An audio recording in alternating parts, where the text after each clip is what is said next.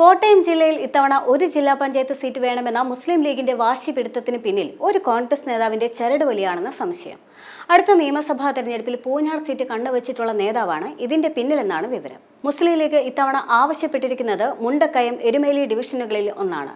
രണ്ടും പൂഞ്ഞാർ നിയോജക മണ്ഡലത്തിന്റെ ഭാഗമാണ്. ഇത്തവണ മുസ്ലിം ലീഗിന് സീറ്റുകൾ നൽകിക്കഴിഞ്ഞാൽ അടുത്ത നിയമസഭാ തെരഞ്ഞെടുപ്പിൽ മുസ്ലിം സമുദായ അംഗമായ തനിക്ക് സീറ്റ് ക്ലെയിം ചെയ്യാനാകുമെന്നാണ് നേതാവിന്റെ പ്രതീക്ഷ. ജില്ലാ പഞ്ചായത്ത് ഡിവിഷനിലെ മുസ്ലിം ജനസംഖ്യയ്ക്ക് ഒപ്പം ഈരാറ്റുപേട്ട മുനിസിപ്പാലിറ്റിയിലെ എണ്ണം കൂടി ചേർത്ത് തനിക്ക് വിജയിക്കാനാകുമെന്ന് പറഞ്ഞുകൊണ്ട് ഇതേ നേതാവ് തന്റെ അണികൾക്കിടയിൽ പ്രവർത്തനം തുടങ്ങിക്കഴിഞ്ഞിരിക്കുന്നു എന്ന് അതേ പാളയത്തിൽ നിന്ന് തന്നെ വിമർശനമുയരുകയാണ്. അതുകൊണ്ട് തന്നെ ഇതിന്റെ തുടർച്ചയായാണ് ലീഗ് ഇപ്പോഴത്തെ പിടിവാശിയെന്നാണ് കോൺഗ്രസ് പ്രവർത്തകർ പോലും വിലയിരുത്തുന്നത്. മുസ്ലിം ലീഗിനെ കൊണ്ട് ഈ സീറ്റ് വാങ്ങിയെടുത്താൽ ഭാവിയിൽ കൂടുതൽ സീറ്റിനായി ലീഗ് ശ്രമിക്കുമെന്ന കാര്യം ഉറപ്പാണ്. ഇത് കോൺഗ്രസിന് തലവേദനയാകും. പലയിടത്തും നേതാക്കൾ മാത്രമാണ് ലീഗിനുമുള്ളത്.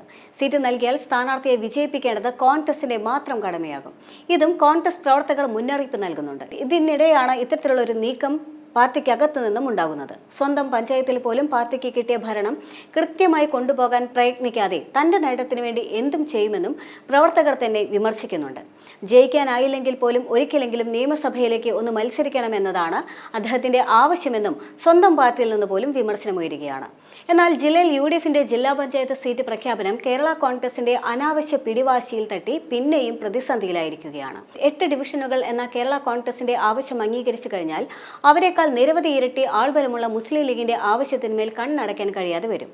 ജില്ലയിൽ അംഗബലം നോക്കിക്കഴിഞ്ഞാൽ ജില്ലാ പഞ്ചായത്ത് ഡിവിഷനിൽ മത്സരിക്കാനായുള്ള ശേഷി കേരള കോൺഗ്രസിനില്ല. എന്നിട്ടും 4 ഡിവിഷനുകൾ നൽകാൻ കോൺഗ്രസ് ഒരുക്കമായിരുന്നു. പക്ഷേ 8 ഡിവിഷനുകൾ എന്ന ആവശ്യത്തിൽ മോൻസ് ജോസഫ് ഉറച്ചു നിൽക്കുകയുമാണ്.